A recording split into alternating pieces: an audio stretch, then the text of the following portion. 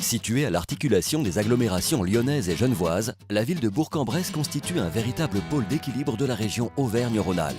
En 2010, le syndicat mixte de développement du bassin de Bourg-en-Bresse Cap 3B a mené une réflexion sur la zone périurbaine située entre l'échangeur autoroutier Bourg-Sud et la ville. Les élus qui voulaient redonner une cohérence urbanistique à ce secteur stratégique et en maîtriser son développement ont décidé d'y implanter une zone d'activité économique tout en préservant l'activité agricole déjà présente.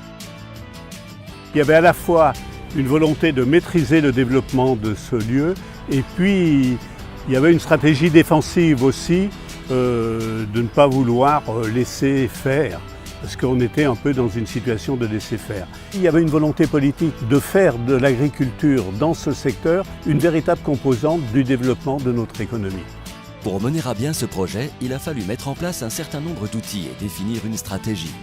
Cette réflexion, elle s'inscrivait quand même dans notre réflexion dans le cadre du SCOT et dans le cadre du document d'aménagement commercial. Donc c'était vraiment une réflexion globale au niveau du grand bassin. Au niveau de l'outil, la création tout d'abord d'une société publique locale, qui était quelque chose de relativement nouveau au niveau des collectivités locales. Et ensuite, la stratégie, c'était de lier un partenariat fort avec la SAFER et le PFL pour pouvoir, disons, avoir une maîtrise du foncier qui était la clé de voûte de la réussite de ce projet. Le site concerné par la future ZAC de Cadran ayant majoritairement une vocation agricole, la SPL Cap 3B Aménagement a souhaité conduire une étude préliminaire sur un périmètre élargi de 450 hectares. Cette étude a permis de comprendre la structure de la propriété foncière et des exploitations agricoles. En tenant compte de ce contexte et des enjeux du secteur, seuls 48 hectares ont finalement été retenus pour le projet. La société publique locale s'est de suite appuyée sur la SAFER pour assurer la négociation et la contractualisation avec les 23 propriétaires et les 8 exploitants pour le montage du dossier de déclaration d'utilité publique, mais aussi pour déterminer des prix justes et cohérents avec le marché. La SAFER nous a effectivement accompagnés pour définir une stratégie de prix en toute cohérence afin que la démarche soit bien comprise par l'ensemble des acteurs agricoles, donc propriétaires ou exploitants pour lesquels nous avons appliqué le protocole départemental en termes de calcul des indemnisations.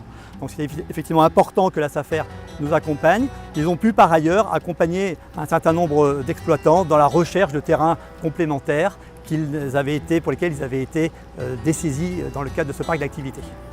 Cap 3B Aménagement, qui ne pouvait pas supporter le coût d'un si gros projet, s'est également rapproché de l'EPFL pour assurer financièrement les acquisitions, le portage et la revente des biens au fur et à mesure de leur mise à disposition auprès des industriels venus s'implanter sur la ZAC. En effet, nous ne pouvions pas supporter seuls le montant des investissements fonciers et donc le PFL en a assuré les 2/3 en termes d'investissement. Et par ailleurs, le PFL, dans un montage souple qu'ils nous ont proposé, nous ont permis d'être très réactifs sur cette opération pour pouvoir revendre les terrains auprès des premiers prospects qui se sont manifestés pour pouvoir s'installer sur le site. Au final, et après l'aménagement des espaces, 35 hectares de terrain viabilisés répartis en 4 zones sont proposés aux entreprises issues du monde industriel, de la production logistique ou encore du gros artisanat.